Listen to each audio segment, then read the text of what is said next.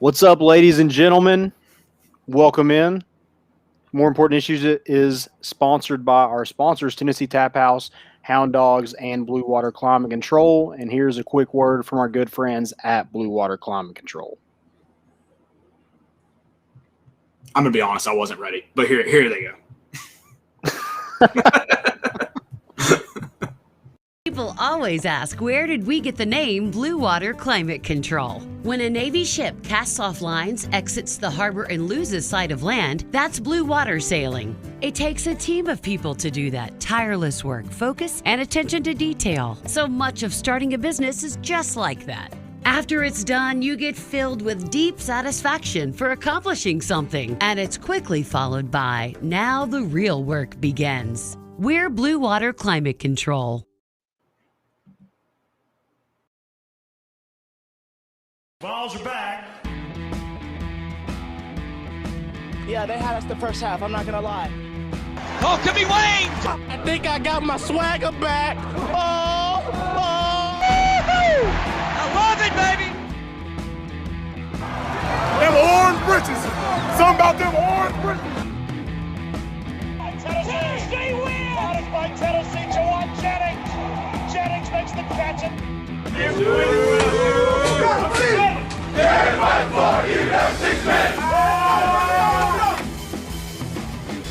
just won a basketball game, and we're very happy right now. I made up my mind. I don't expect to ever look back. I'm going to stay at the University of Tennessee.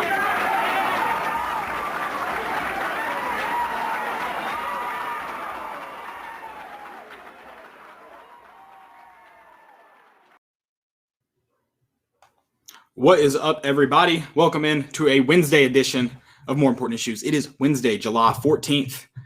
We're here. It's me, Landon, Dylan, producers with us. Good to have him back. This is a packed episode, and it's in July. It's kind of weird, right? It's kind of weird. I thought we should maybe start off the show by giving a standing ovation for Danny White. I would be down. I'm not wearing any pants, so I'm gonna stay seated. I'll do it for the both of us. There you go. I am wearing pants, but they definitely don't match, so I didn't want to embarrass myself. There you go. I'm like ready for bed. So as soon as yellow and gray, that goes together. I'm wearing an orange hat. Yeah, maybe not the orange hat. Yeah. Maybe take that off. I'm definitely. I'm wearing green shorts. Oh wow, you look worse than me. Yeah, so it's cool, dude. Yeah, I'm already ready for bed because it is late, but that's the best part of More Important Issues is we come at you at dark, sort of dark in the summer, not so much, but after everyone else is long gone, we're here to stay. Well, like I said, we got a jam-packed episode. Tony Vitello got paid. He wasn't the only one, though. We'll talk about his extension, obviously, but talk about some others as well. We've also got talking MLB Draft. Plenty of Vols went. It just shows like where the program's at when you have that many guys going competing with the schools that have been doing it for forever, that have been at the top. So it's great to see that happening and occurring at this program. We'll look at the roster outlook for next year. Even though some guys were drafted, some guys returning, some guys of note returning. Yeah, it's going to be fun to kind of discuss kind of the unknown. You had some guys mention that they are coming back. You have some guys that have no interest in coming back. Yeah, it's kind of interesting to talk about a little bit. We already have some people in the chat. Credence, hello. Good to have you, Credence, always. Yeah, good to have you, man. We're about to stand up again because Connor Pavoloni and Evan Russell are about to go back-to-back against Vanderbilt on the SEC network. So, nice. It's about to go in the bottom of the fourth. So, yeah, we can all stand up and cheer for that again. Never gets old. Never. We're also talking Cam Miller to the Hill, as well as some football roster changes. Excuse me. Almost went Bobby Boucher with some foosball there. Also, some football talk. Landon tweeted it out, sparked some debate, and I think it's more interesting than it leads on. I thought maybe there were some obvious answers in there, but I thought a lot of people mixed it up and brought about some interesting points to. It's kind of a sad topic when you talk about who is worse and you have four options in the last decade to choose from as far as the last couple coaches Tennessee's had, but we'll discuss that. Drop your questions in the chat. Let us know what you want to talk about. I know we got a jam-packed episode, but we're here to talk about what you want to talk about, of course, and some segments. We even have a fan submission for tonight for some segments. So I've got a shout out to give when we get to Stupidity. Okay, nice. Yeah. Also, tell us where you're listening from. If you're listening live, hit those. Or I guess you don't have to listen to it live to hit them, but hit the heart a little bit. Give us some love, man. It's good to be a Vol. It is good to be a Vol because all of us got extensions, so that was good. Danny White's just paying everyone, including Tony Vitello. Tony Vitello. I mean, I don't know if it's official since I guess we're in the off season, but I guess like as of today or yesterday, Tony Vitello is the highest paid coach in the country. Yeah, I think it would be between him and Tim Corbin, probably. And I mean, Tim Corbin's at like 1.3. Yeah, he was making that in 2019. I don't know exactly what he's making now. I don't know if that can be released because I know Vanderbilt is private. I don't know. I know if you like Google Tim Corbin's salary, it's like $2.5 million. So is it? Okay, that's true. Yeah, gotcha. So I don't know exactly, but yeah, he's the top 5 paid coach in college baseball, and that's the way it should be. You want to commit to winning in a big way with the Brinks truck. And you didn't even have to go get the guy. He was already on campus. Talked about that. The extension was easy to. This was an easy decision to make, and Danny White made the easy decision. And I know that I don't mean that anything against Danny White. For some reason, that has been lacking at Tennessee over the last decade, 2 decades, making the easy decision, the right decision. It seems Danny White has done that. Obviously, hindsight's 20/20, but it's right now. Looking forward, definitely the right decision. So Tony Vitello, like I said, 1.5 annually. He's also got a nice little not just incentive, but he's going to make 75% of any equipment deals over 100,000. So maybe see some big equipment deals coming in the future because I mean I'm interested to see what Tennessee may get. I mean they've already got some good looking. I don't know exactly what brand they wear, but Tennessee's batting helmets have to be some of the best in the country. Isn't that orange pops, man? And I know a lot of people have moved to like the Rays logo, but Tennessee's that Power T Rays logo just chef's kiss. It's good, yeah. Yeah, I think they use Louisville Slugger for their bats. So yeah, maybe you see some bat deals and stuff like that down the road. One thing that I really liked was, and Tony Vitello was big on this with his deal with Danny White, is the pool for his assistants and his support staff. That goes up. It was at $500,000 for that pool, and it's gone up to $900,000. So that's a big pool to give your Frank Anderson, Josh Elander, Quentin Eberhardt some raises and keep them on campus. They've had a ton of opportunities to go elsewhere, and you want to keep them in house, keep that continuity going, and keep that train moving. And I think that's big for that. But yeah, he'll make $1.5 million annually through June of 2026. Yeah, and Graham asked what he made prior. This is interesting because it was kind of hard to find an exact number, and I didn't go. I'm sure there's been contract releases. I didn't go pull those, but just found some older articles. He was making $450,000 annually, but it wasn't clear if that was after incentives or not. So I'm not sure exactly what the base was, but $450,000. He was making around $600K, so he got about a $900K increase. So $450,000, that $450,000 was probably base then. That $600,000 may have been after incentives. So regardless, a big increase. And what I was going to say too is Danny White, you can keep asking for donations, in my opinion, if you're going to pay guys like that the big money. I mean, obviously, you like to see him win before you hand out extensions, and I don't just mean win 6 games, Philip, but actually go and win. So that's nice. Oh, you know what? I'm thinking about it. I wonder if that 450 would. No, that would have been right. Never mind. I was trying to remember because he did give up incentives, and like maybe 10% for the COVID year. So, yeah, I think he said if they win the College World Series, he makes 40% of what he's making. Go do the Go get out of that condo, big guy. And maybe he gets 32 or 35% if they make it to the championship series in Omaha. So, a lot of incentives to be made, a lot more money to make than $1.5 million for Tony Vitello. But yeah, it's absolutely deserved. I mean, you want to commit to winning, commit to this program. It was kind of easy. All you have to do is offer him that lump sum and give him a pen and paper, and he's ready to sign. Yeah, and he talked about now he's got to make even more of a commitment to the community. Like the dude wants to be here, and that's good. And this was kind of the big story of really leading up to Omaha because of the rumors of some other teams maybe seeking his going and getting Tony Vitello. So this has been the talk of the town. A lot of assumptions that it was going to be coming, and just kind of like waiting to ink the deal in. And along with a lot of other coaches, Tony Vitello did it. We already heard about Rick Barnes' contract. It's going to run through 25-26 season now. And then, I mean, Danny White, I guess, was just like, hey, let's call an all coaches meeting and get this done. Rowing coach Lisa Glenn also extended to June of 2024. Kelly Harper contract through 2025-26 campaign. And then Matt Kredick of the swimming and diving, I don't know how you say his name, through the 25 and 26 season. Sounded right to me. I'm not even going to take I'm not even going to take a guess on the women's tennis coach. Allison, you got it. 2026. Then you know about Tony Vitello's Brendan Webb, golf coach through 2026. Karen Weekly through 2025. That deal, I'm sure she'll see a nice pay raise because she is the sole head coach now.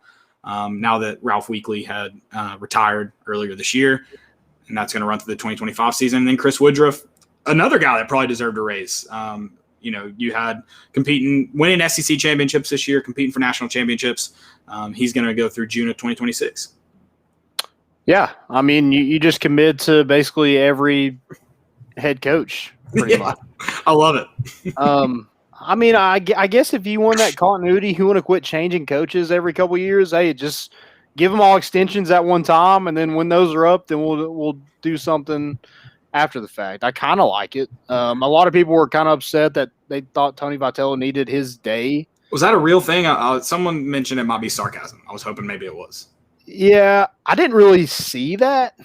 I didn't see the actual tweet, but people said that some people were upset about it, and I'm just like, dude, who cares? The man got paid. Ink the deal. Staying. Yeah, and his buyout through 2023 is $1 million.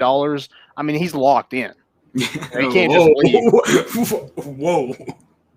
Landon, we've dealt with enough buyouts here. Those do not mean you're locked in. Pump the brakes.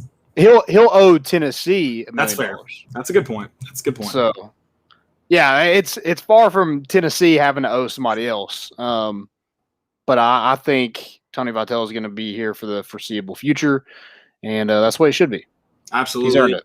Absolutely. Agreed. 100%. Let's talk about Vols and the MLB Draft. Speaking of how this program and what he's done I'm not saying those guys wouldn't have gotten there without Tony Vitello in this program. But recent history in with Tennessee baseball, you didn't have this many guys going. You certainly didn't have this many commitments or signees going in the first round.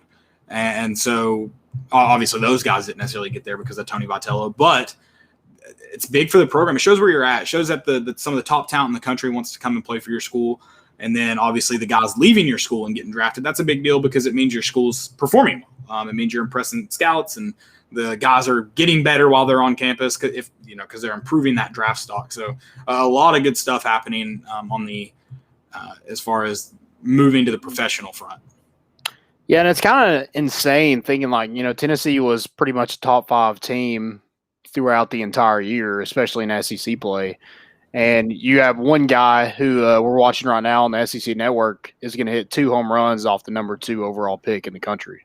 I was trying to figure out what you were watching. You started getting excited. I was like, "What's on tonight?" And I think I know Game 4's on, but I was like, it's Vanderbilt in Tennessee. It's the Tennessee takeover or whatever it is. I just love that you're getting excited for a replay. That's what I love. Yeah, I mean, we just went back to back on Jack Leiter, so take some of that. But yeah, you had a lot of Tennessee players get drafted, and a lot of these guys that I'm about to mention are probably not coming back.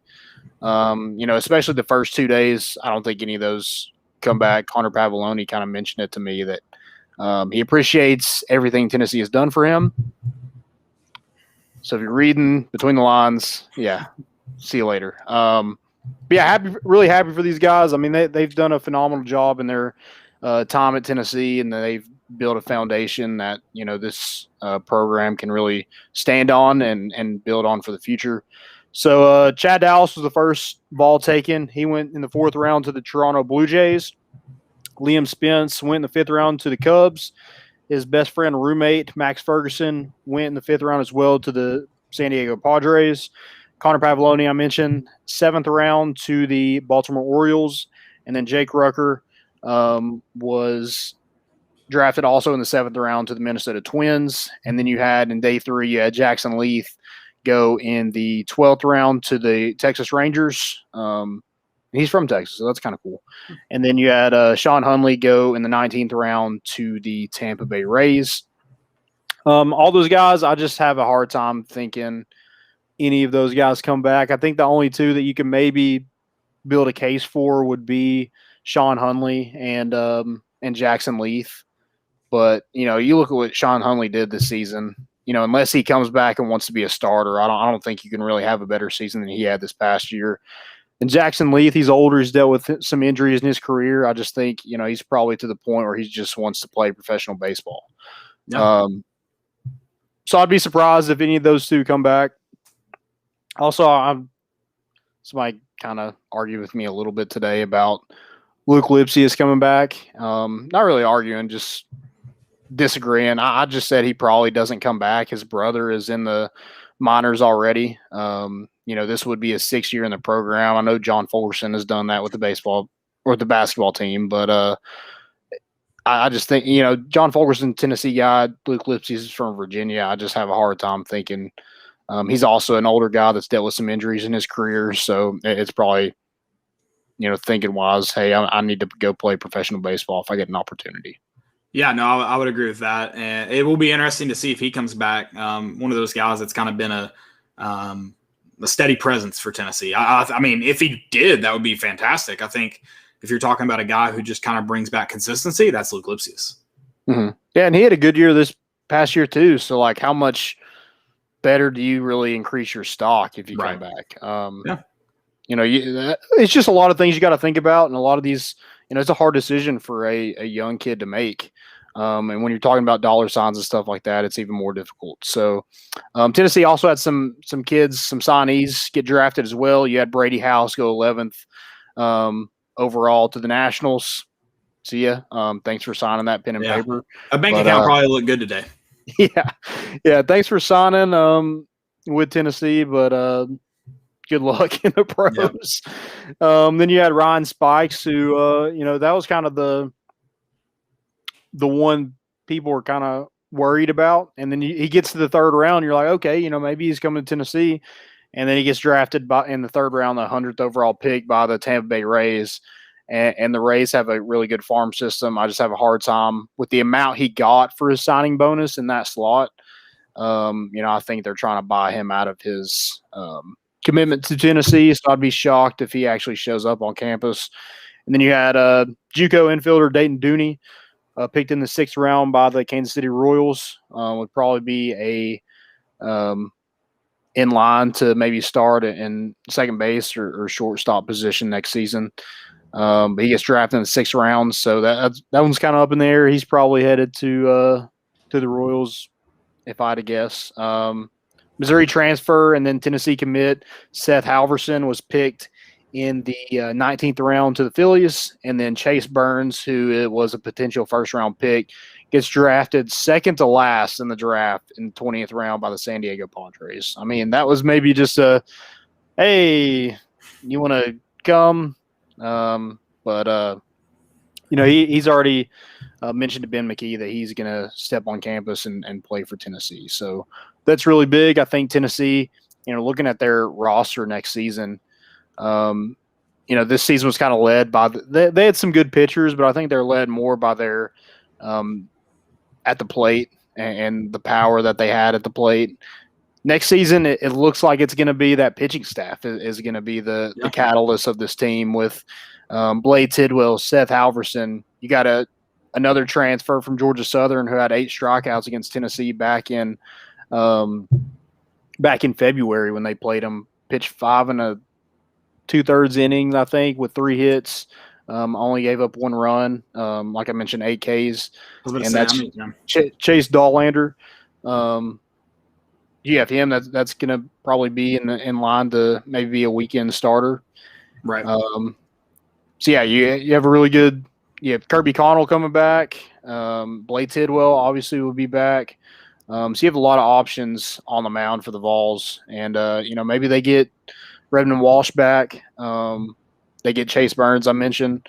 So, I mean, you have probably 4 or 5 guys that could, Camden Sewell's another one that, does he want to be a starter next year? Can he contend for a weekend starter? So you have 4 or 5 guys right there that, probably are pretty good weekend starters for Tennessee, and they're just going to have to figure it out. That's a good problem to have. Definitely a good problem to have. You mentioned it. I don't know if Tennessee will necessarily – obviously you lose some of the guys that brought that power to the plate, but, as far as where their strength's going to be, I don't think they lose a lot with that and in that sense. And I did want to get your talks. You didn't respond to me the other night, so maybe you just wanted to see what what came of it. But Ryan Spikes did tweet the Go Vols with the eyes. He did, and I think that was kind of right before that third round. And oh, was it? Yeah. So Okay. I think he went in looking for a certain amount, and when it went past that, he was like, "Yeah, I'm probably going to Tennessee." And then it's Tampa Bay Rays, who when they draft that people are intending to sign. And so it looks like, he's going to get a pretty hefty check from the Rays to get out of his commitment to Tennessee. Well, I guess that means that's a developing situation then, because it doesn't sound like the mind's completely made up. I'm not saying, obviously, like you just mentioned, if that check's big enough, you should go, because a lot of people, that's the biggest check you're going to see in your, in your professional career. So if that number's right, take it. But it'd be good to get him on campus. Yeah, it really would. He did a phenomenal job at the draft combine, and that's kind of he's already a really good player from the state of Georgia. He went to Parkview High School, which is the same high school that Cody Brown went, former Tennessee commit, RP. So yeah, he was a really good pick. He didn't even get paid out of that commitment, right? Yeah, or did he? I don't know. We'll see. But yeah, that's one that maybe he shows up on campus, but I would probably be shocked if he did. Yeah, we'll see it as it develops. Because I think his signing bonus was higher than anybody else that was drafted besides Brady House. Gotcha. That's interesting for where he fell to. So yeah, yeah, it's all about what they're willing to pay. Yeah, no, definitely. It's crazy. It's not like the NFL draft where like where you are picked is kind of where that money falls. The MLB draft, they can pay you more than a second round pick. Yeah. Pretty wild. But, interesting. Definitely curious to see where it falls. Graham Morgan also asked, what's the difference between a weekend starter and a midweek starter? The term doesn't really mean anything. It's just those guys pitching on the weekend are your consistent starting pitchers that are usually at the top of your lineup, like your top of your roster there. And it's more. You're like in a series. It's going to be on a weekend, right? And it's also typically you're going to see the same guy Friday, same guy Saturday, same guy Sunday, pretty much all throughout the year. Obviously, you saw with Tennessee, it got mixed up a little bit later in the year when you had different games mean different things as far as elimination and advancing and stuff like that. But typically going to be pretty much the same throughout the week. And then your midweek starter, usually inconsistent. You're usually throwing guys out there maybe to get a feel, maybe to get some looks. Mm-hmm. It's usually not going to be the same guy each Tuesday. Right. Yeah. Hey, so the term doesn't mean anything. But yeah, but most of your better pitchers are going to be your weekend starters. Right. It's funny how I've never really seen it asked like that and termed like that, but it definitely is like a very, very, very niche term to college baseball. Like it means nothing else in any other level of baseball. Right. So it's interesting. Yep. I hadn't really hadn't thought about it like that because it's always just been part of the vocabulary. But yeah, some surprises in the draft. I think Chase Burns was a surprise. You thought he could maybe sneak in the first round. He didn't like where he was maybe going to get taken, so he decided to come to Tennessee. And Tennessee guy though too. He's a Tennessee guy. Yeah, that does help. May have played into his decision prior to the draft. And I think having a guy like Frank Anderson, who you can come here, not even be on any MLB radar like Garrett Crochet and become a first round pick. Come here like Blade Tidwell had the same kind of opportunity that Chase Burns had, would be like a borderline guy get drafted and decided to not take that route and come to college under Frank Anderson. Yeah, and that too, like Blade, you saw, speaking of Blade Tidwell, you saw his velocity increase this year on campus. Garrett Crochet, who came in throwing 80. I was about to say low 90s, and before he left here, dude was throwing gas. I mean, that's got to be attractive to young pitchers. Do you know, like, what is Chase Burns throwing at right now? He can hit triple digits. Okay. So he's consistent about 90, 94, 96 is probably where he's pretty consistent at with his fastball. But, yeah, he's hitting triple digits at times. So just like, pretty much identical to Blade Tidwell, right-handed pitcher, kind of a bigger kid. I think he's 6'2", something like that, from that middle Tennessee area. Same as Blade Tidwell. So, yeah, I think he's going to come in and probably have that same impact that Blade Tidwell did last season for Tennessee.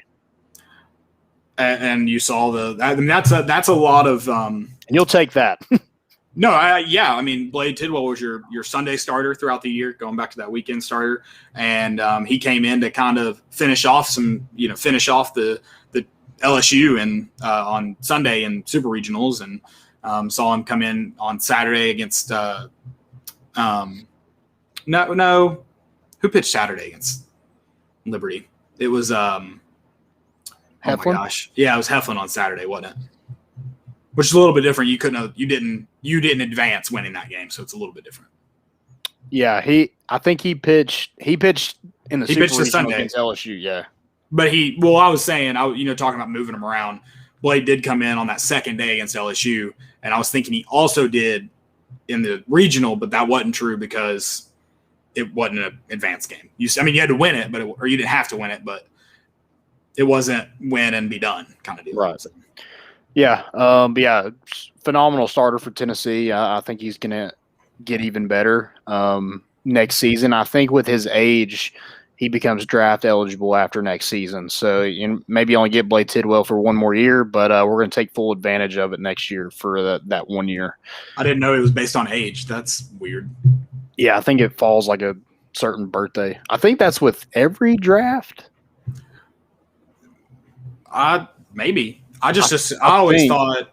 I think his is kind of like his is an anomaly. It doesn't happen very often. Gotcha. Okay. Interesting. But yeah. And one that kind of shocked me a little bit was Jake Rucker. Not really where he went, but when you look at what he's done, we had Ross Kivett tell us hey, this kid's been batting in the 3-hole for an SEC program since he was a freshman.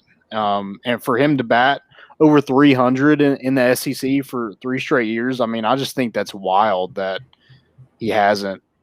He was the kind of the last player drafted in that day 2 for Tennessee. That was kind of interesting to me. I'm like, dude, there's a lot of people picked before him that he outplayed in his 3-year career at Tennessee.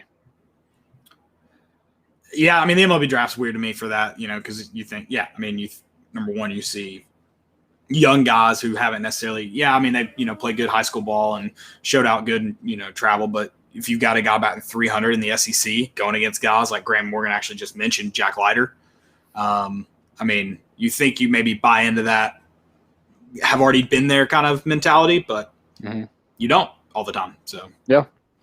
And then what about Chad Dallas? We talked about Frank Anderson and stuff like that. He's a guy that's developed in his 2 years at Tennessee and just done a phenomenal job and really shot up some draft boards later on just because he can throw strikes, he can go after hitters, and he's done it in the highest level of college baseball you can do it. So yeah, and it's funny. He's gonna. First off, I don't think Chad Dallas is done getting better. It seems like there's still a lot of untapped stuff there.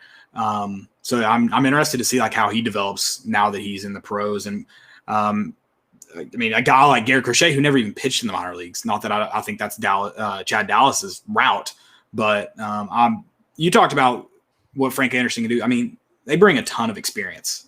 These pitchers coming out of Tennessee. So I wonder if that played into Chase Burns' decision. I also got to think Frank Anderson and Tony Vitello, if you're a pitcher, why would you not want to come here and develop? Number one, you have the you have the resume that Frank Anderson has, but then also the way these pitchers play. Like, you get to pretty much go out there, and who gives a shit if you make a mistake? Go attack the plate and go attack the strike zone, and let's play. Like, if these guys are going to get on base, they're going to have to get the ball into play. And I got to think that's attractive when you're developing. Mm-hmm. Yeah, and it's become more prominent that kids are just, if they're not getting that top money like a Brady House or Ryan Spikes, that they're going to college because I think Chris Burke has done a really good job of kind of advocating for guys to go to college just because, he did go to college, so I guess he's a little biased. But like to develop in a place where you can be focused on. If you go into an organization, who knows if they can really focus on one player because there's tons of players in that organization. Yeah, easy to get lost. Yep, get lost in the shuffle. Also, if you're going to travel on a bus a couple days a week, why don't you want to come home to a college campus? Oh, yeah, and with college baseball improving kind of every day in popularity, it's got to be a more reason to attend college than, if it was never on TV, no one cared about it.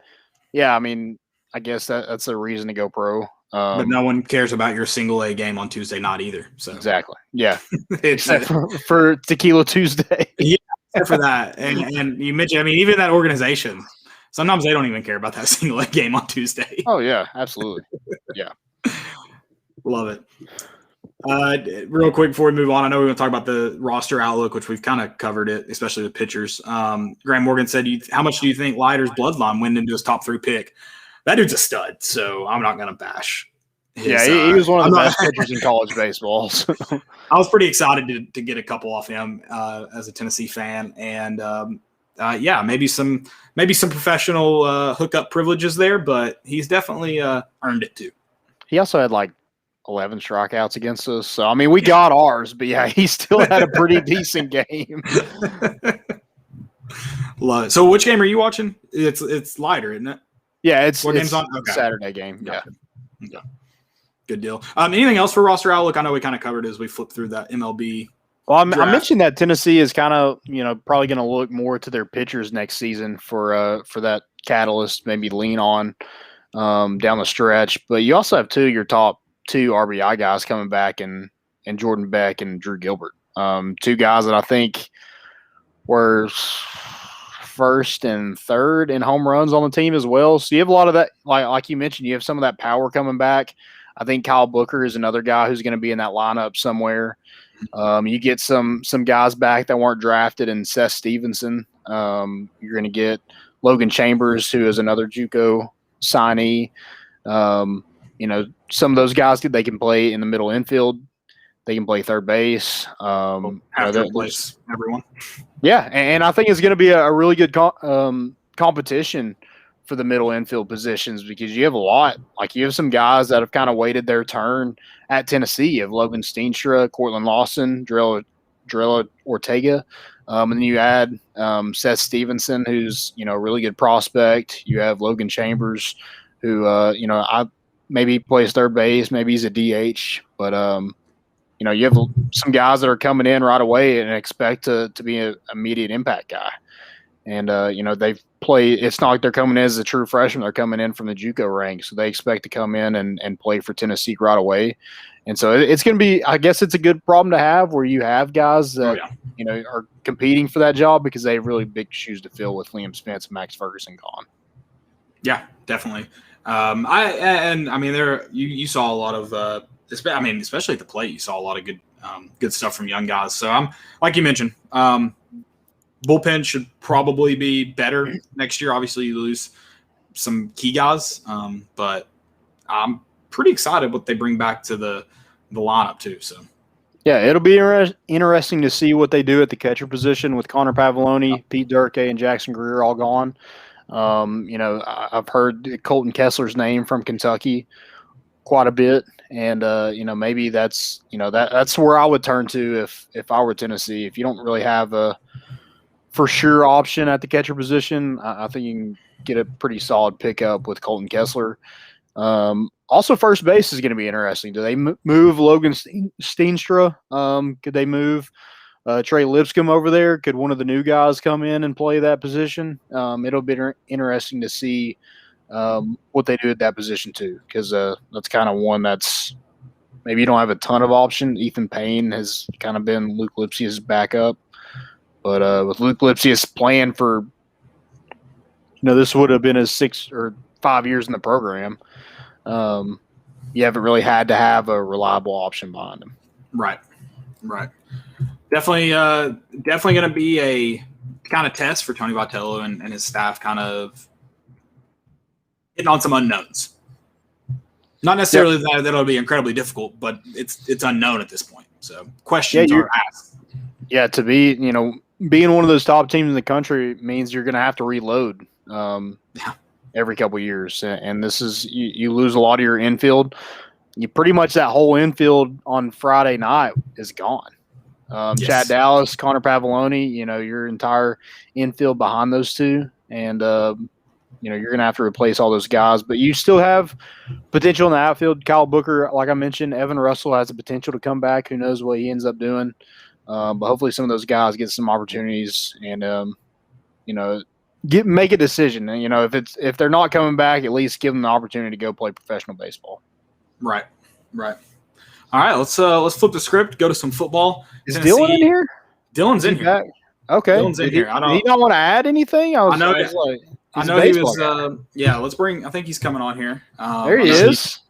The mic working?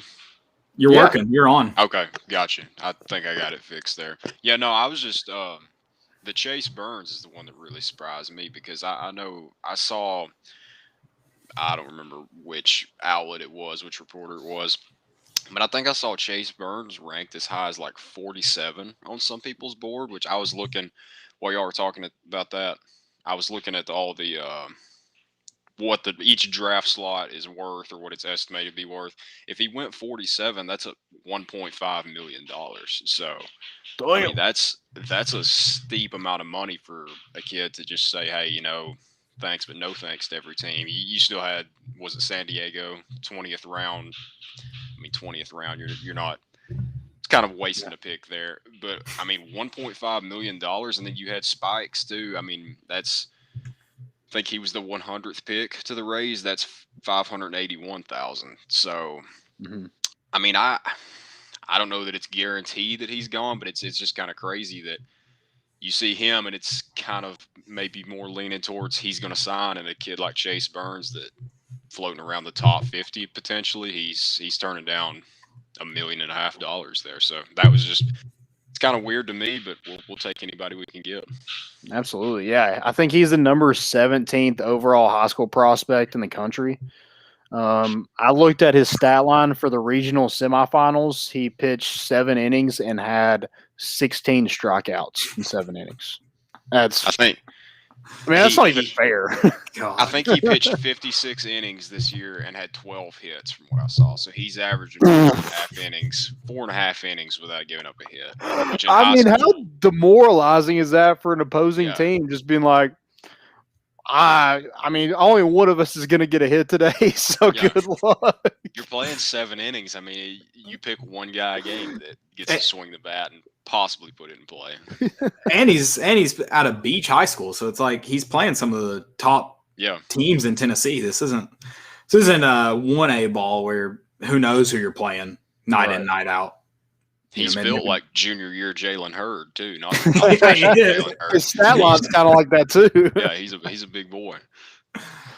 That's awesome. That is nuts. 50. But yeah, the Jake Rucker pick, like you were saying, Landon, that's the one that surprised me. I mean, the 7th round just seemed, like pretty much what you said. I mean, it seemed low for a guy that came in, started as a freshman, and I mean, it seems like he was the 300 hitter throughout the whole time he was here. So I think the Twins got a steal there. Personally, I think the Rays got a steal. I mean, I in my opinion, Sean Hunley dropped that far just because everybody's obsessed with guys that can throw 99 with a wipeout slider nowadays. That's not Sean Hunley. He's going to float low 90s, but I think they got a steal there too. In the 19th round, I mean, Hunley to me, seeing where some of these other guys, I mean, you had Jackson Leaf, who, we know we've seen what he can be, but he's never really had a full chance to show it. Still went 12th round. I mean, that was kind of wild to me too.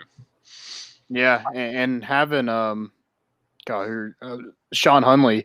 I mean, we were talking about how like crazy it is. It's some like Tennessee was top 5 in the country pretty much the whole year, and the first ball taken is in the 4th round. I mean, you had Kevin Cobbs, who was the best player in college baseball, go in the 3rd round. I think he went 99th overall, right before Ryan Spikes. So I mean, it's just insane how it works, and I guess scouts know more than we do, but it's just kind of insane that's how it ended up. I've seen Moneyball.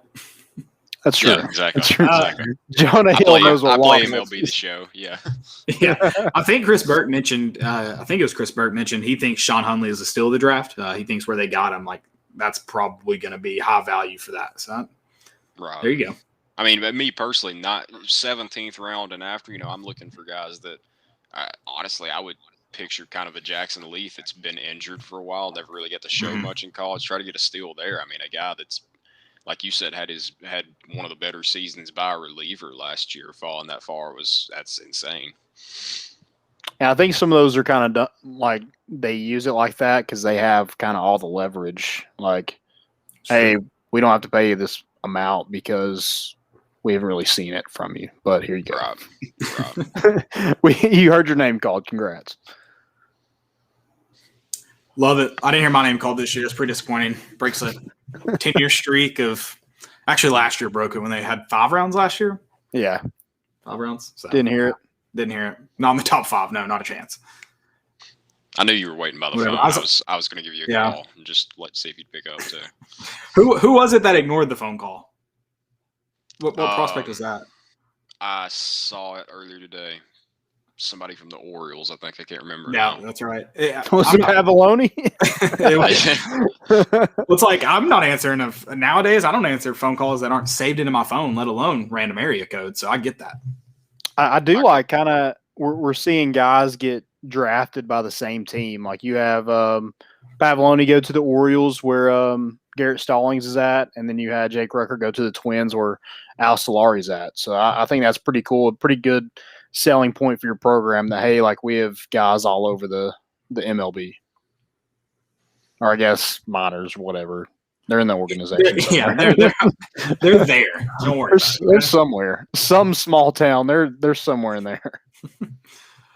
Don't worry about it. There's not as many. There's not even as many because they restructured it. Like there's like no single A teams right now. It's just double A and triple A in the minors. Oh, really? I think they have like rookie teams, but those are just summer ball. It's structured so weird. Like I don't think technically the rookie teams are like the single A teams are affiliated any longer with major league teams. Like I think those affiliations no longer exist. I was telling you about. So how do you get called up? I don't know how the structure works, but the Johnson City Doughboys, they used to be associated when they were the Johnson City Cardinals with the Cardinals, and now they've restructured and the Appy League is now a rookie summer league. So, apparently they're still low A and high A. So, I just know they restructured like a ton of the minor leagues, and so like there's not as many affiliates. That's definitely true, Credence. There's not as many affiliates. I know that. Because that was like a big concern last year is all these teams are losing funding. Yeah, I don't know how the minors really work. I just know that it's not the majors. I mean, you got to work your way up, kind of like in everything. So, right. Hey, majors, minors. Chase Burns is turning down $1.5 million to come to Tennessee. I love Tennessee, right. But if you laid that out in front of me, maybe he's getting an NIL deal with Pilot or something. Who knows? That's what I'm thinking. Maybe he's got something lined up already. There you go. I mean, I think that is kind of a selling point to maybe keep guys, maybe a recruiting pitch, I guess. But yeah, $1.5 million. No baseball players can make $1.5 million. There's no way. Right. Unless you're maybe a Jack Leiter who's some Vanderbilt Vandy Whistler or somebody is just throwing some money at some kid. Right. I'd be shocked if the Vandy Whistler had more than $12 in his bank account. He's got to as much as he travels. That's true. He just sneaks on the bus. He does something. Probably, I don't know. He's probably like some underground drug ring or something. That's what I would do if I was that weird. Yeah. the perfect disguise. You're a I whistler. mean, in how? baseball. Yeah, and yeah, Nothing it's like sinister could be there. you're whistling to a bunch of college kids. Kind of weird, dude. I mean, Okay, what was the first thing you thought? Just the first thought that popped in his head that was like, yeah, that's a good idea. That I'm going to make that my thing now. I don't know. Like it's every time I unbearable hear to it, I watch wanna on do that. TV. Like you can't watch any Vanderbilt game. You're just like, okay, well, I got to mute this. Well, have you seen that guy? I mean, That's true. I don't think he's full of good ideas. Yeah, he doesn't look like somebody who regrets anything. So Okay, so I mean, I'll read all this later. Maybe next episode, if I can remember, we'll talk about it. But as far as like how it restructured, so approximately 40 teams lost their MLB affiliations, and a bunch of like, for example, there was a AAA team demoted to low A. So like, there's they restructured. Yeah, I know, right? Like restructure killed a lot of teams and some leagues, and I mean, I just knew there was some. Like I knew they dropped a bunch of affiliations. I just didn't know how it was structured. So I don't know what they was previously at, but now teams are only allowed 11 minor league affiliates rather than whatever it was before. I don't know. nice. Yeah. So whatever. Hey, before y'all go to football too, congrats on 10K. I wasn't here last episode. Oh, thank you, sir. We appreciate Thanks, it. brother. Could have done it without you. Yeah, you're part of this too. No. Even when you don't want to be lumped in. Yeah. If you don't want to be, I apologize for that statement. I was going to jump in at the beginning of baseball, and as soon as y'all started, my mic was fine. As soon as y'all started talking about that, I saw the little green bars go down to yellow. I was like, I might want to give this a second. I'm out. So, yeah. Love that. That's great. Well, let's jump to football real quick because I mean I know we don't have a ton, but Tennessee did get another big commitment. Josh Heupel maybe starting to get some names in the class, maybe helps bring some other guys in because I mean, especially for teams that aren't necessarily winning, a big part of getting those good recruiting classes early are getting players that can bring other players on or bring interest of other players on. Yeah, and that's 4-star Cam Miller. He's 6'1", 195 pounds from the city of Memphis. Memphis. And Jerry Mack and Cody Burns were his lead recruiters. And, I think this is a big get because, like you mentioned, he's in state. That's huge. He's in the city of Memphis. That's huge. But he also plays 7-on-7 with a bunch of guys that Tennessee's in on, like Isaiah Horton, Jordan James, who's currently committed to Georgia, but with their running back pool, who knows how that one ends up. And a ton of other guys. I think Ty Simpson's also there. I'm not saying we're getting Ty Simpson. I'm just saying he's on that, high-profile 7-on-7 team. I think it's the Tennessee Select. Gotcha. Yeah, he's at Memphis Academy of Health and Sciences. I think his dad is a coach there as well. So I think a kid's got the work ethic. He's not the burner like a Squirrel White, Jalen Hyatt, people like that. But he brings something else, more physical. Good route runner. And that's something I think he mentioned in an interview that he wanted to work on his speed and get faster. But a guy that can really catch the football and is a really good prospect out of the city of Memphis, and hopefully he can bring some other recruits. To Tennessee, but I think this is a big get. I think it's Tennessee's second highest rated recruit in this class so far. So I think it's a really big get for Josh Heupel and the staff. Yeah, agreed. And I mean, obviously, we talked about it even, talking last week when you talk about the lower stars, like obviously you can't look at all you can't just look at that. But when you're talking about recruiting rankings and talking about attracting the attention of people that you also want to go out and get, having that 4-star there is big. Yeah, and he's got a ton of offers. I think that's really big with what Tennessee's doing is you're kind of looking at the offer list to see how, where they fare with other schools. He's got an offer from Alabama, Florida, Auburn, Florida State, Michigan, Mississippi State, Ole Miss. I mean, it sounds good to me. Yeah, no, for sure. And that 4-star definitely helps. 5 commits in I think 12 days. I think that's pretty big for this staff, considering where Jeremy Pruitt kind of left this program in regards to recruiting. So yeah, I think this is something. Maybe we're getting a little bit of traction in recruiting. I know Addison Nichols was on Instagram Live with Harrison Bailey and Valus Jones doing a little. I don't know what you call that. A little tour of their dorm room and in regards to where it is to the stadium. Yeah, it's kind of whatever works. If it works, it works. I agree. I mean, he released his top 3 today, and Tennessee was in that along with North Carolina and Ohio State. So I think that's, hopefully we got some traction with him. I think we also got a crystal ball for Addison Nichols today. I think he's around a top 100 player, so that would be huge. And he's a big offensive lineman too. So yeah, double huge. Double. Love it. Yeah, no, I also think maybe it's because Addison Ray, but now Addison Nichols sounds like a TikTok star name. So is it just me or? Yeah, you've been watching too much Addison Ray videos on TikTok, I guess. I actually didn't know who Addison Ray was until this weekend, so I'm incredibly proud of that. Nice. Thank you. Until the Conor McGregor fight, people were complaining about it, and I was like, "Who's Addison Ray?" Yeah. I've been able to avoid those cringy dance type. I did kind of find it funny. People were mad that she got that job, but most of her haters say get a job when she's doing TikTok dances. So yeah, that's kind of fun. I don't watch them either, but apparently point. that was. It sounds like you read the comments though, so that's a good point. No, not of the videos, but I did read the post on Twitter because I thought it was interesting. So I went into a rabbit hole and came out with.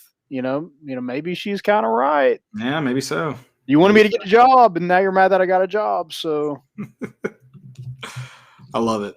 I've just been reading about minor league. Now I'm gonna read about minor league baseball all night long, and I'm just it's gonna be a lot of fun, I'm sure. So, I'm so confused about what the Appy League used to be before 2021. I'm very confused. So. I know it wasn't what it is now. The Smokies too. Didn't we used to be a Blue Jay affiliate? Yeah, that's been a long time ago. They've been a Smokies affiliate or a Cubs affiliate for quite some time. I don't know the exact. Okay. I would assume as long as they've been the Smokies, they've been.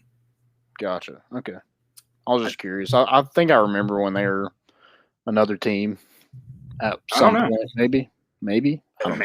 I sound better. Maybe not. Maybe I'm just lying to you. Who knows? They've been a Smokies affiliate for quite some time. I just don't know the exact date. I'm just going to pull it up real quick. They were since 2007. Okay. So yeah, that's not out of the realm of possibility where I remember they're another team. Right. Diamondbacks? Yeah. I was about to say Toronto Blue Jays, Cardinals, and then Diamondbacks. So, and before that, several others as well. I don't know why I remember that. That's the dumbest thing to remember. I can't remember half the stuff I need to remember, but I remember especially the Smokies were a Diamondbacks affiliate. I want to know, were they the Smokies when they? I guess they were because the Smokies. It's just, maybe it's convenient that the Smokies are a bear. They use the bear mascot. Were they a bear mascot when they were with the Diamondbacks, or is that?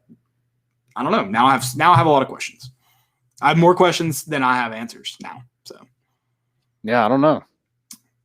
I don't really remember Yeah, maybe they're just called the Smokies, and that was their logo. The mountains might have been their logo. Yeah, I don't know. Or maybe it's the TriStar. I don't know. I don't know. I think the Diamondbacks logo also looks like it could be mountains. So I don't know. I'm just playing on that. There you go.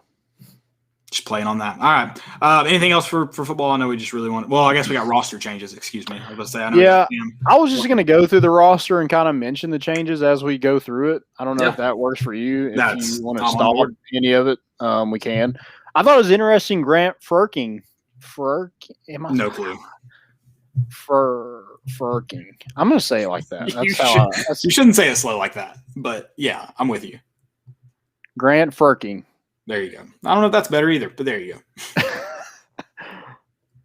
Furking. Is it Furking or is the R solid? I don't think you're saying it different, and it's really, really close to another word. Okay, I'm going to stop saying but he's number 0. I think that's cool. He's been on the forefront of this NIL stuff for this team, and teammate of the year.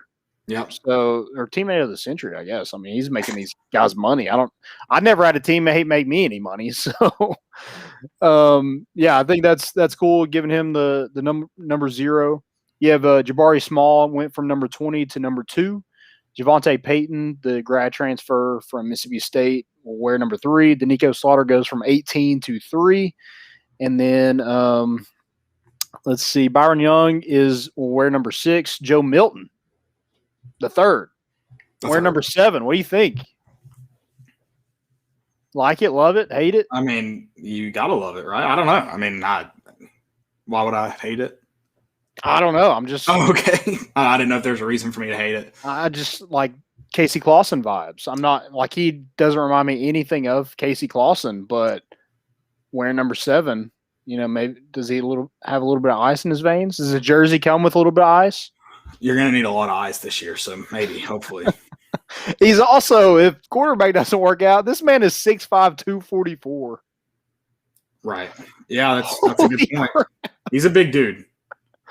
I mean, I don't know how big Tim Tebow was when he was a quarterback, but holy. Evan Russell. He wasn't that big. Bomb. Number 2. Happening live. Okay, so I finally figured it out, though, what the Appy League is, by the way. Oh, my God. Here we go. It used to be a rookie league. Credence, this is your fault. This is your fault. It used to be a rookie league affiliated with Major League Baseball. Now it is a collegiate summer baseball league, and that's what it is. So, oh, nice. It is now college baseball players playing in their off season. Okay. So some players get to go to the coast and play in that coastal league. Some get to go to Johnson City. Nice. Oh, I love that. Okay. That's it. I figured it out. I mean, I'm still going to read a lot tonight, so I can't wait to get on Wikipedia. Good Lord. Yeah. So Joe Milton, quarterback / D end. / D end. And then you have Juwan Mitchell, wear number 10. Latrell Bumpus went from 88 to number 11. Tamarion McDonald went from number 21 to number 12. Kamal Haddon, the Auburn transfer, will wear number 13. Christian Charles will wear number 14. Apache Mohan, or William Mohan, will wear number 18. Amari Thomas went from 58 to 21. That's interesting to me. I know D linemen get lower numbers, but could we see him in like a? I know he's super athletic, play basketball. We see him in some offensive sets. Let's find out. Let's get creative. Let's get wild. Yeah. Let's put him at fullback and let him block for Jabari Small. A little Briarcrest reunion in the backfield. Be dope. There you go. I like it. Put on for the 901, baby. And then you have Heisman candidate number 22, Jack Jancic, 6'5", 215. He's a big kid. Yeah, he is. Yeah, Heisman candidate right there. Morvan Joseph went from number 19 to number 25. Aaron Beasley is back, baby.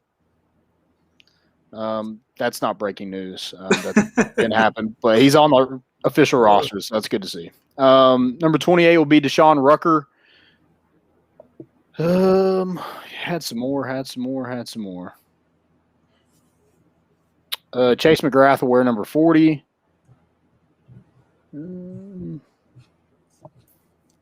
God, Elijah Simmons, 6'2", 350. He's amazing. He's a monster. He's an absolute monster. You have Jeremiah Crawford, the JUCO signee or JUCO player, wear number 53.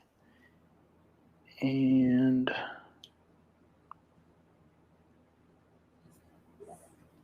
Anderson Covey wear number 82. Then you have some whole list of freshman tight ends. You have number 84, Trinity Bell, who is listed as a tight end on this roster. And then you have number 85, Julian Nixon, also listed as a tight end. Miles Campbell wear number 86. Amari McNeil came in as an O-line / D-line. He's listed as a defensive lineman wearing number 93. Dejon Terry wear number 95. Caleb Tremblay, number 97. Dejon Terry is 6'4", 325. He's a big dude too. I didn't know he's that. Jeez. I didn't know he's that big. Yeah. 325, is that what you said? Yeah, 325. He ain't Elijah Simmons big, but he also got 3 inches on Elijah Simmons. No, that's a lot of weight to carry around. Yeah. And then Brandon Turnage is listed on the roster, but a number is not given. So I don't know where his number ends up. Maybe they're waiting for somebody else to transfer. I don't know. No. But he could also be number 19. Walker Merrill is the only guy supporting number 19, so he could be on that defensive side at 19. I know a lot of it goes into special teams matters. Yeah. Special teams. How you're on the field then. Yep. Yeah, you could also put him at 0 if you wanted to put him There you go. 0 too. So, yeah, I'm sure he'll get a number soon. Maybe it's kind of like what did Butch Jones do, the black stripe? He finally gets a number. He gets an actual jersey. Speaking of that, what's up with all the black stripes on like the caps? Have you noticed that? You know what I'm talking about? Like I don't know, like they look like rugby caps. Yeah, they wear them like during 7-on-7 stuff like that. Yeah, too. well, these go no, those are rugby caps. These go like over the helmet. Right, but they're the padded thing. Yeah, they look similar. They look similar. You know what I'm talking about. Yeah, they're the ugliest thing I've ever seen. They have black stripes on them. I hate them so much. I don't know why. I hate to look at them in 7-on-7. I understand there's probably some concussion protocol or whatever, some kind of signs to them, but no, they look incredibly stupid in 7-on-7. Yeah. Just wear a helmet if you're gonna. Well, I guess 7-on-7 is different. I don't know. Just don't wear a helmet. Why do you need to wear a helmet? You're playing touch. But like when we played 7-on-7 in high school, we wore helmets. I think that was though because we were playing like in high school. You were transitioning. That was part of your like transitioning into pads. I think that's why we did it. That's why I stopped and said don't wear it. I'm pretty sure that's not like the only reason we wore them. Oh, I did miss one. Cayman Marley will wear number 42, and he's listed as a defensive back. So, interesting one. They didn't know exactly where he was going to end up in terms of position, but looks like he's going to start off at defensive back wearing number 42. I was about to say, it sounds like they may not know with his number. Yeah. Sounds like there's still some questions out there to be answered. He sounds like a tweener to me. If he wasn't before, he definitely is with number 42. Yeah, for sure. For sure. I said tweener with a T also. What would you have motto said? Wiener? Okay, I didn't hear that at all. Maybe some other people did. I don't know. Maybe I did hear like it's actually a really funny term. And I don't know if this is new, but I've recently heard it. Wienering. Is that is that a verb? Yeah. Okay. Can you use it in a sentence? I think it was used as gave her a good wienering. Oh.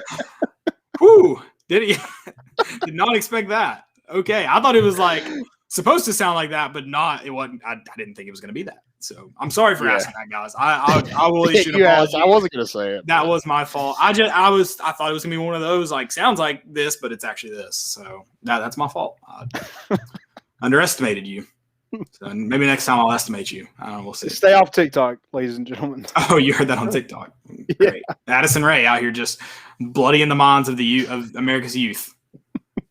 God. With her 3 months of journalism school. Was it 3 months? I thought it was like 3 weeks. I thought. Do you think she even attended a class in college? Not a chance. I feel like it was like a college prep. She's known course in high school. Like she's one of those girls, right? Like that tweet came off like that. Yeah, probably. I love how a lot of people listen and have no clue what we're talking about. No, that's fine. I mean, you can look it up. I don't think you'll be mad if you look it up, but you don't have to either. So, okay, well, let's move on. Let's talk about let's talk some more football, but kind of on a much sadder note and more frustrating note. Landon sent out the tweet. I'm gonna try to pull the exact. Do you know the exact how you worded it? Do I need to find it? I've got it here if you're ready. Yeah, go ahead. He said, which coach was worse for the football program? Reply with your reasoning. Then listed Butch Jones, Lane Kiffin, Jeremy Pruitt, Derek Dooley. Lane Kiffin was somehow least voted. So obviously not everyone responded that voted in it. Lane Kiffin was least, Butch Jones second, Jeremy Pruitt third, and then Derek Dooley voted the worst football coach in the last. I mean, I got to say Tennessee's history. But just the last four. I did word it kind of interesting, though. Worst for the program. You did, yeah, for sure. But, I mean, I think most would associate that with worst. At least Yeah. judging by how it was voted upon. Right. I mean, if you're going off worst coach, I think you have to go Dooley, right? I think so. And I think that's kind of how, even though you did word it, I think you worded it interesting to get the replies we did, and we'll go through some of those. I thought it was very interesting that, yeah, Dooley's probably the worst coach, but a lot of people, brought up a good point. Like, Lane Kiffin's the one who started all this. And and I don't just mean leaving in the middle of the night. He also, he threw Tennessee in the limelight for maybe some not great things. He got some recruiting violations, racked those up in the short time he was on campus, and then left, like a thief in the night, and really left Tennessee hanging. And I don't know where Tennessee football's at if Lane Kiffin stays for 3, 5, however many years, but I'm pretty confident if he stays for more than that year, Tennessee's not here. Yeah, that's a good point. Yeah, I think he's definitely the best coach in that. Yeah, I think he's the best football coach in that. Yeah. I think his offense is kind of speak for itself. And then Tennessee was a pretty good football team that year. Decent, I guess. Yeah, it was a very talented team too. Like, a lot of people, because some people are, Philip Fulmer should have retired earlier or left earlier, blah, blah, whatever, blah, blah, blah. That team went to the SEC championship in 2006, the year before he retired. Yeah. Yeah, I think you got to go with probably worst for the program. Yeah, it's got to be Lane Kiffin. Well, I just thought that was an interesting point. For now, but I think it could change when all this comes out about Jeremy Pruitt. It might change your mind. It potentially could change. But I still think, personally, I still do think it's Derek Dooley. Maybe not all Derek Dooley's fault because he never should have gotten the job in the first place. Correct. But I do think he's not only the worst coach, I also think he left the program in the worst shape. He alienated a lot of very, very important people. And not to necessarily his fault. The athletic department was not in great shape during that era.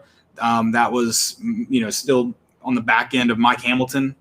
You had the Bruce Pearl stuff about to happen. You had, if we're looking at the baseball program, you hired Todd Raleigh just before that. What year would that have been? Todd Raleigh? Yeah. 2007? It was 2008. And then his last year was in 2011. So right in the middle of all that, you had the Todd Raleigh stuff. Just not a great era for the Tennessee athletic department. So, not necessarily Derek Dooley's fault, just kind of how it all led to this. It was a mess, and Derek Dooley should have never gotten the job in the first place. He didn't recruit a single offensive lineman one year while on campus. He had Tyler Bray, Cordell Patterson, Derek Rogers, and Justin Hunter all in the same offense and couldn't win 6 games. Derek Rogers got kicked off the team before that season came to fruition. But, that just adds into the I think we some of the incompetence. I think us and Troy had scored like 85,000 points in that game. Well, you could have been. I was in the stands for. The crowd really got rowdy for an overtime game against UAB in 2010. That was electric. Let me tell you about it. Oh yeah, love it. So yeah, I do think it's Derek Dooley. I think he, when we're talking about left the program in a worse shape than he found it. Well, I don't know. They all did, which is saying something. Yeah, we got a new guy on the show, Sippy Sports Show. He says, new to the show, Southern Miss to the top. I don't know about that, but welcome to the show. I don't hate Southern Miss, so cool. Yeah, cool. I think I can go about it so many ways. Yeah, like on the field, Derek Dooley is obviously your worst. But I think locker room stuff, it's got to be Butch Jones, right? He was his attitude toward what you came to see from players and from the media, like it had to be. Butch Jones is probably the most hated. Like at least Derek Dooley's a nice guy. A lot of people hated him. A lot of people hated Derek Dooley.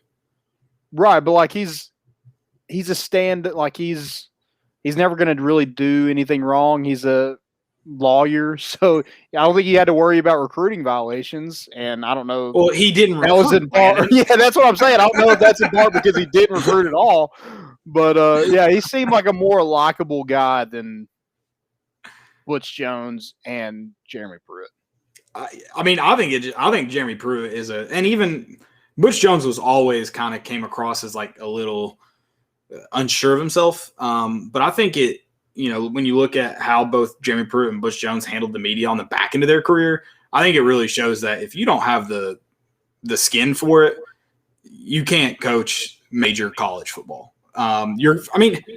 If you can't be questioned at every turn in your life, and I'm not saying I can, then don't coach college football, because like you can make the right call, like you can make the right decision, and people are going to ask you why you did it when you come into the press conference. Unless you're like like Nick Saban obviously doesn't have. I mean, he gets annoyed with it, but he's winning all the time, so it's a little bit different. Right. So I don't know. It's just I think it just shows that it takes a really special kind of person to not. Well, Blake, I don't know how much football you've played or how much you know about football. Yeah, exactly. Yeah, I don't know. You can go about it so many different ways. But yeah, Kiffin got it all started. So Kiffin did get it all started. It's hard not to give him. The dominoes fell after he did what he did. So yeah, I kind of go with that. And like, I don't know. I'm not really over it. And I don't know if that's just me holding a grudge, but like when people just freaking, I don't know, drool over Lane Kiffin. I hate him now more than I ever did because of it. Yeah. I mean, you got to. Because if you gave Derek Dooley that job and, anybody thought they had a chance to be the head coach of Tennessee, and then we hired Butch Jones. Yeah, that was not a great hire by Dave Hart. Speaking of not great hires by Dave Hart, Graham Morgan mentioned Donnie Tyndall for basketball. I'll say this. I didn't think Donnie Tyndall was a great basketball coach. I didn't think he was a right fit at Tennessee. It didn't seem. But the program didn't just drastically drop off with Donnie Tyndall. He also recruited Admiral Schofield. He did. Obviously, they didn't have a great year, but I'm not, I don't think he was just, Kevin O'Neal is probably a better answer there, Graham. It wasn't just, I also think it shows that it's really not that hard to recruit at Tennessee. Right. No matter how bad you are. Yeah, that's like if Jeremy Pruitt didn't do what he did, I mean, I think he probably gets some of those in-state players and stuff like that to buy into his program. Like he didn't have to I feel like he didn't have to just pay people to be here like he did. Or like allegedly he did. I don't know. I mean, I think it would have been worth it if we don't get Henry To'oTo'o or Wanye Morris or guys like that in this program. If that's what it would have taken, I mean, they're not here anymore anyway. So I think we'd all take that if, looking back on it. But I do think it's going to change. I think Jeremy Pruitt's going to be one of the most hated coaches ever at Tennessee because of all this. So do you think big news is coming? Like, do you think something's going to happen? I don't know if it's – I think he's put Tennessee in a really bad place. And I guess the hope with Tennessee is it's in such a bad place. And you've had to get rid of pretty much everything that's, magnets on refrigerators, or, everything. Hopefully the NCAA is just like, okay, you're good. Well, I mean, they've got a lot of stuff to deal with themselves right now, beyond just investigations and whatnot. So I mean, I'm just curious to see what all exactly comes. I mean, I don't know. We'll see. Find out. Yeah. I'll tell you, I don't have high hopes that Tennessee's going to get off easy. I'll say that. No, but I think that's the hope of the athletic program. It's just like, dude, can we catch a break? Or I mean, because we're in such like, how can you get really any worse? I don't know if you can. So that's the good news. To not only be in the position that you're in, but then come off a season like you did and then lose pretty much everybody who contributed to that season. Starting from scratch. Oh, you are starting from scratch completely. I want to know who called the NCAA. I want to know who tipped him off. I have my conspiracy theories, but I want to know who it was. I think it was Bobby Graham. I'll put that evil on him. No, it's got to be like. I think it's a disgruntled parent. You think? Yeah. See, I'm kind of thinking of God. It was a Tennessee player, and he coached DBs here, and then they let him go. What was his name? I don't know why I'm forgetting. Tennessee player coached DBs here. Terry Fair. Thank you, Dylan. I don't know. That'd be bold. That'd be real bold.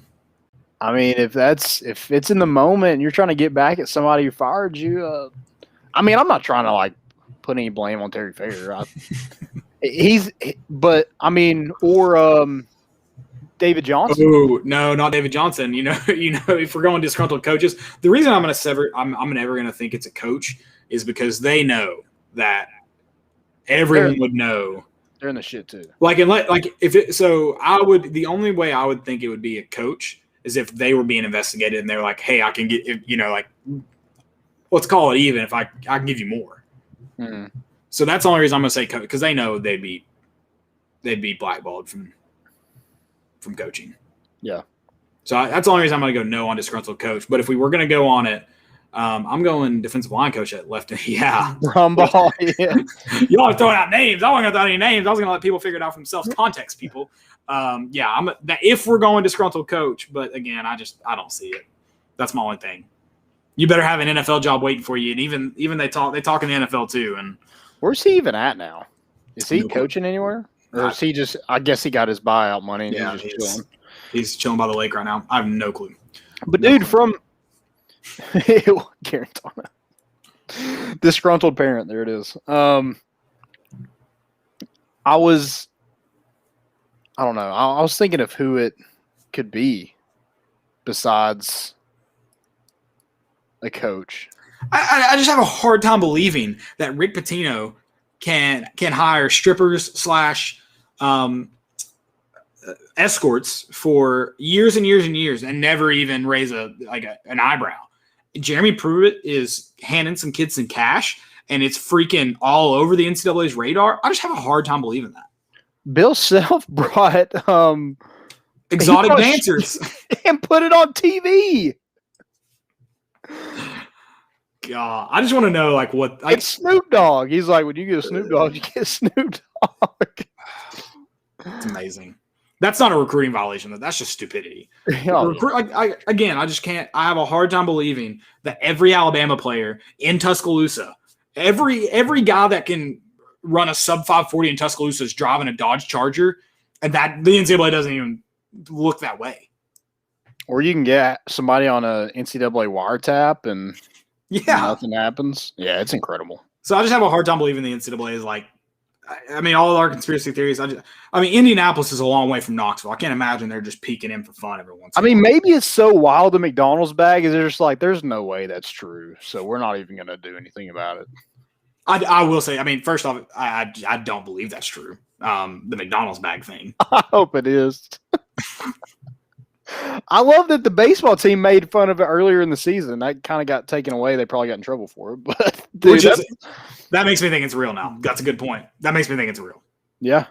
That's a good point. Someone put a stop to it because it was real. It's a great point. God bless. We suck. You're telling on us. We suck. Graham asks, are we on a self-ban for a bowl game this season? We did last season. I'm just kidding. Haven't been mentioned yet. I'm hoping maybe just no one talks about it anymore. Maybe we should stop. Everyone's like, I kind of forgot that happened. A lot's happened since that's been announced. That's probably going to be their thing to the NCAA. Is just hey, well, dude. But if I'm Tennessee, I'm like, no, I'm not giving you anything. No. Oh well, we're self-investigating, so don't worry. Yeah. I'm not self-reporting. I'm not. No. It'd be like, hey, this is what we're gonna do to punish ourselves. Deny everything, admit nothing. Deny. And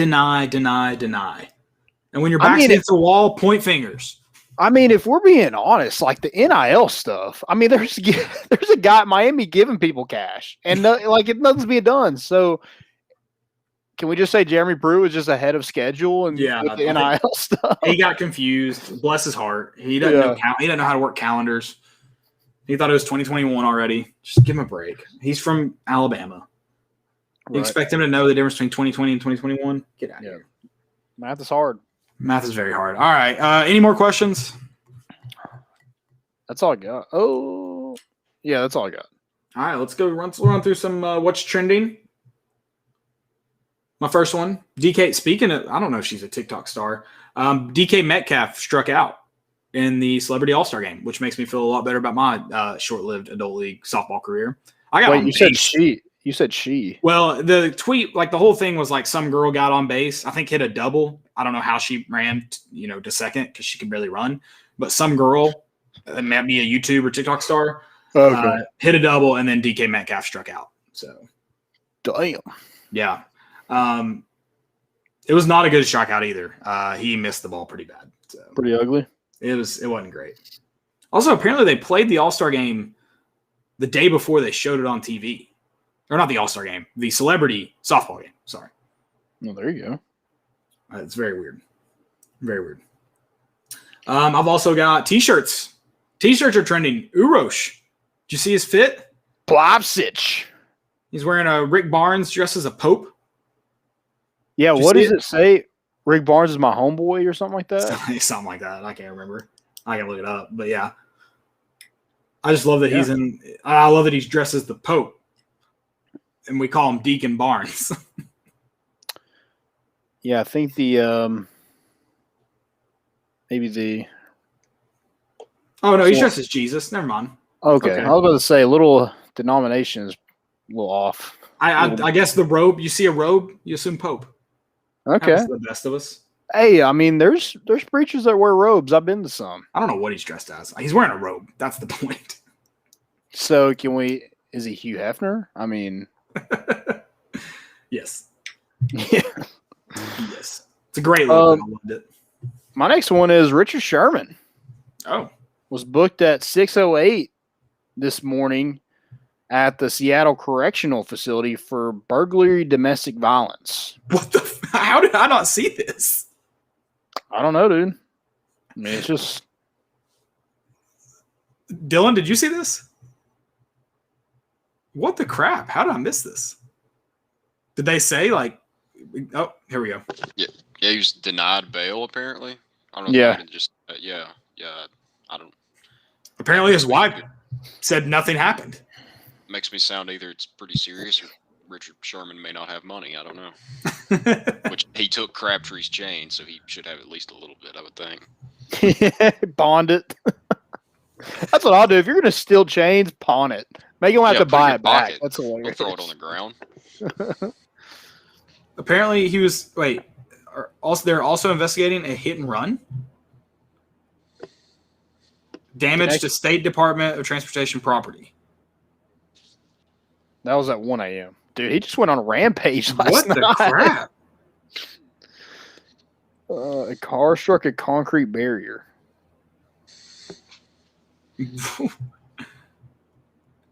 I don't know. Like, Adam Scheffner just kind of stopped talking about it. He's playing Grand Theft Auto. How did I cannot believe I missed this. Yeah. Oh, shoot. Wait.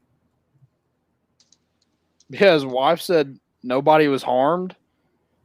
Ooh, we can talk about this when we get off the show. I don't necessarily want to read this like publicly if I don't know it's true, but I did just see another tweet that maybe relates to it all. No, we'll talk about it after. That's crazy. I did not hear about that. I missed all of that. Okay, so apparently he abandoned his vehicle. Registration came back to Richard Sherman. So that's how they found out it was him. Okay. Interesting. This is all very interesting. Okay. All right. Well, wow, Landon just sent me down just a dark place, man. There you go. My next one, let's lift it back up. Candace Parker, cover of 2K. First woman on the cover of 2K. 75th anniversary. Oh, yeah. The GOAT. The GOAT. I've got one more. Do you got any more? I got one more as well. Okay. The home run derby. I think it's what they call electric. And I did want to ask you, I want to get your take on this. But first, what about Pete Alonso's timeout before he hit his 2 more home runs to beat Juan Soto? What you think about that? Cocky or not? He's a big dude. He's got to catch his breath. He probably gets winded pretty easy. I mean, he is a professional athlete, so I'm just kind of dogging him right now. He also looks like a dad with his shirt off. So I've never seen him with his shirt off, so I can't comment. Yeah, he looks. I mean, he's got a little gut on him, but yeah, dude's a stud. Okay, so do you like the new format better of timed with 1 timeout, or were you a fan of the outs? I like the timed. I think the outs. Yeah, I think the outs. Like, it kind of sucks for people because, I mean, if they got 3 bad balls in a row, you're out. You're done. Right. I don't understand the automatic 30 seconds of extra time plus a chance for additional 30 seconds of extra time. I think it should just be you only get extra time if you hit was it 400? Or no, it's 395, I think. Yeah.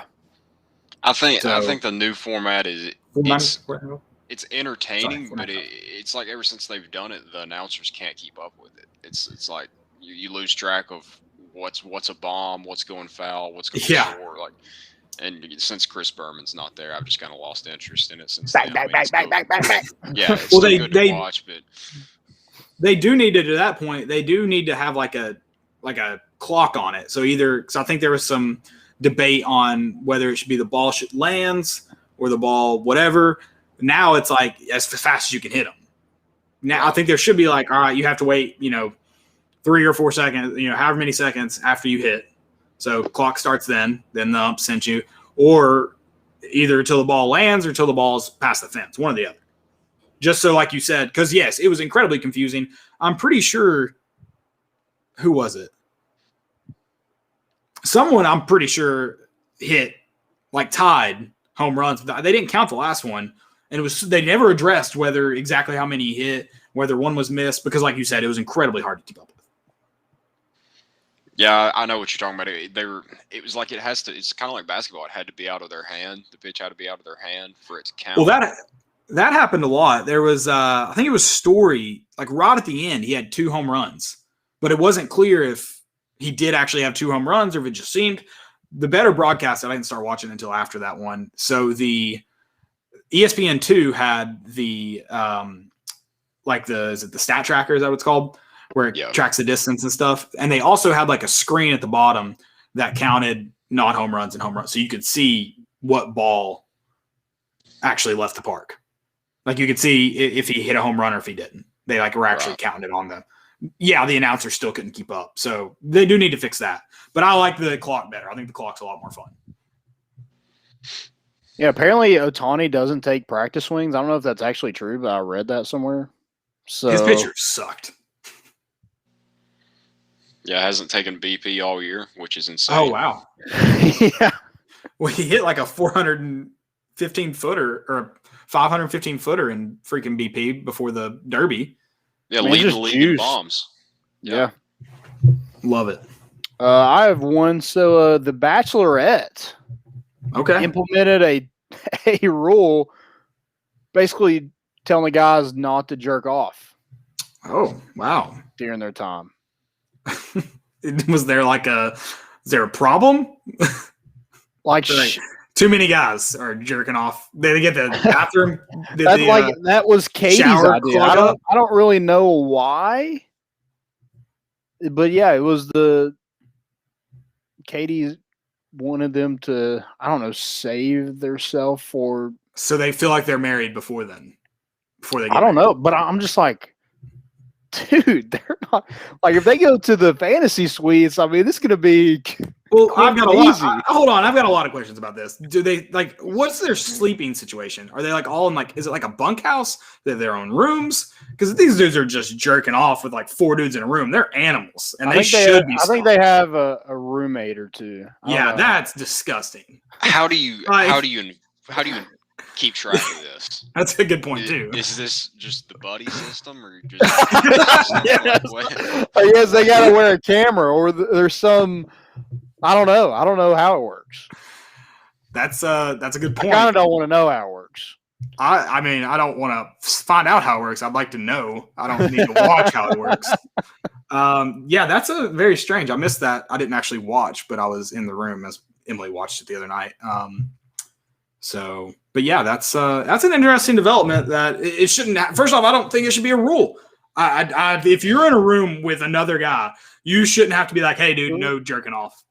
Like that shouldn't be something you have to establish. You just don't. Well, I mean, like they can go to the bathroom. No, I stand by my statement. You don't go to camp and jack off. Like that's not something you do at camp. Well, okay, when you had roommates, did you ever do it? I didn't share a room with them. No, so they're like in a like it's rooms. It's like an apartment, I guess. Okay, so they're not like I can't see you from my bed. That was my question. Yeah, they're not like in the Big Brother house. It's just freaking. Hey, don't look up here. I don't think it's like that. You're going to the wrong kind of camps, brother. What kind of camps you going to? Y'all didn't share rooms at camp. Y'all had your own room. What kind of fancy ass camp are you going to? Even the freaking even Lindsay Lohan had to share, and she flew like 6 hours across the pond to go to camp. She had to share a bunkhouse.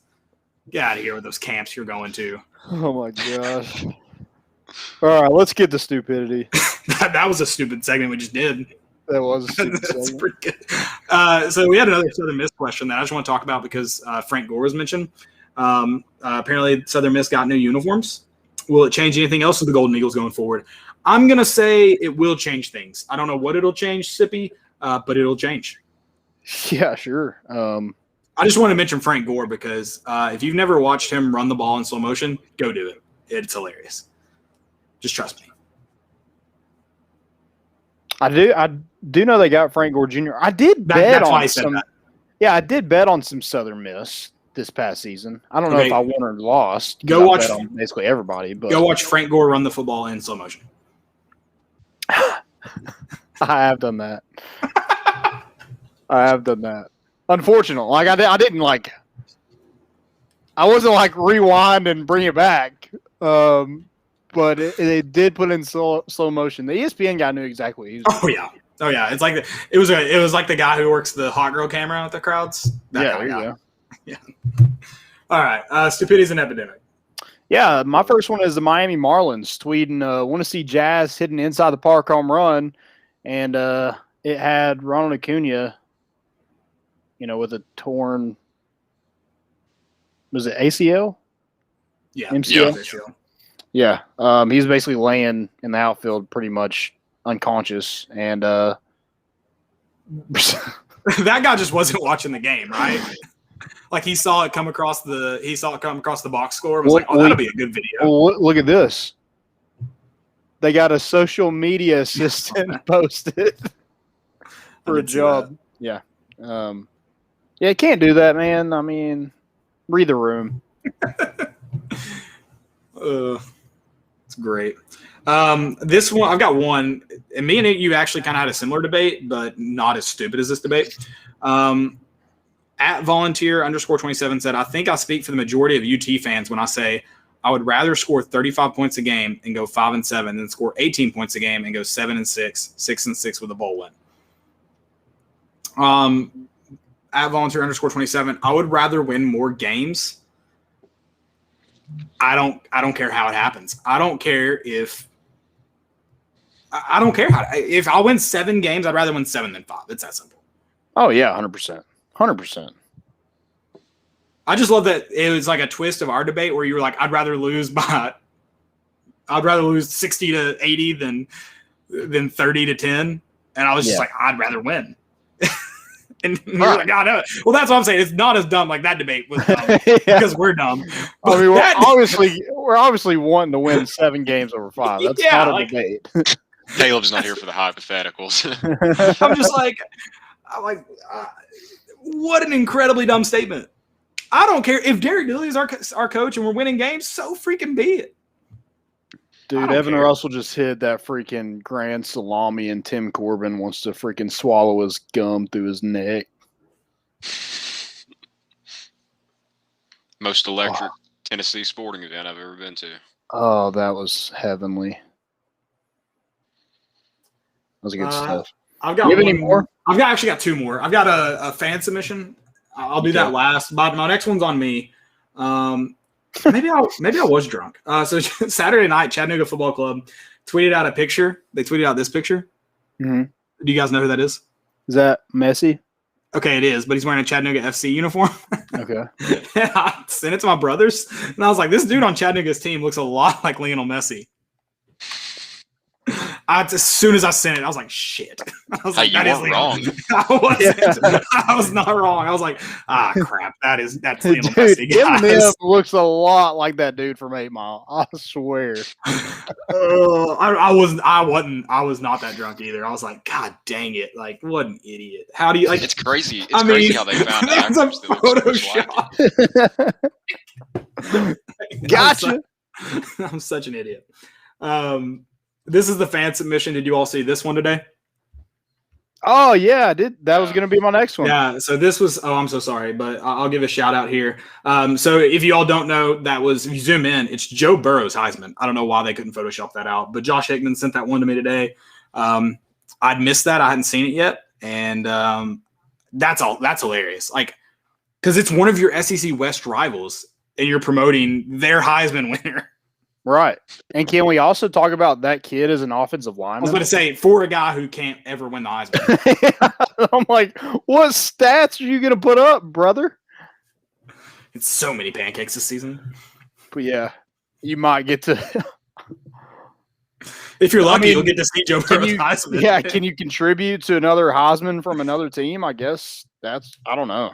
That's bad. I've got a stupidity or what's trending, whatever. I was going to try to use screen share on here. That way I could just pull it up there, but nice internet in southern Middle Tennessee here. So can you see that on the screen? Okay, see the lady in the middle there. Just watch this all-time glasses flip right here. Oh. Kind of hard to see, but no hands, just straight down. That's awesome. Neck, down on the nose. I can't even say it's stupidity because that's genius, actually. That was pretty good. There's actually a video on TikTok of Caleb doing that exact same thing. That's your similar fame. No, this is similar. It's not the exact same thing. I assisted with the glasses flip. You did get it was a nice one.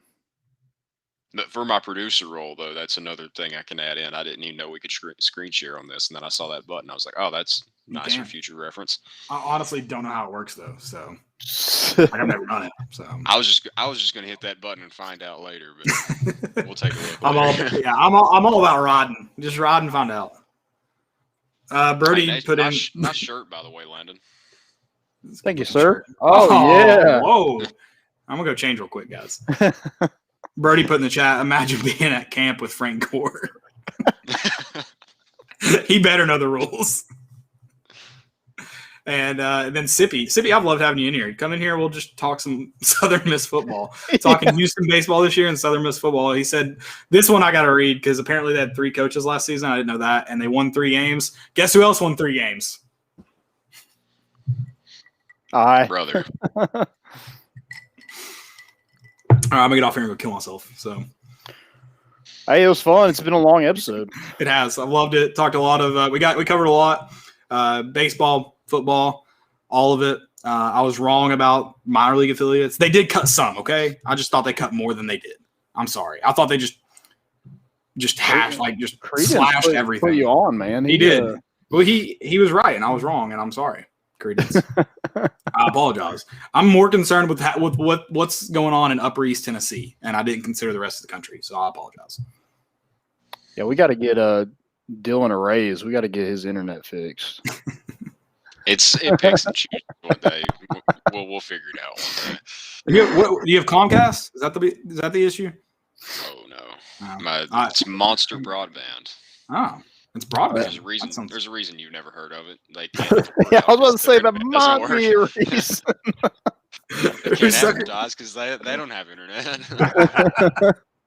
That's awesome. Well, my Comcast sucks, so that should make you feel better. Don't get Comcast. Don't do it. I'm gonna go call Monster when I get off here. It's all I can get here. It's the only thing available. Dang. That's amazing. You're about to be a suburb of Nashville here in a couple years, so maybe you'll get some dinner. Yeah, Nashville takes up all the internet. Love it. Guys, it's been fun. Appreciate y'all listening. We'll be back Sunday. Yes. Yep. That's all we got. We're bringing the boat in, and we out.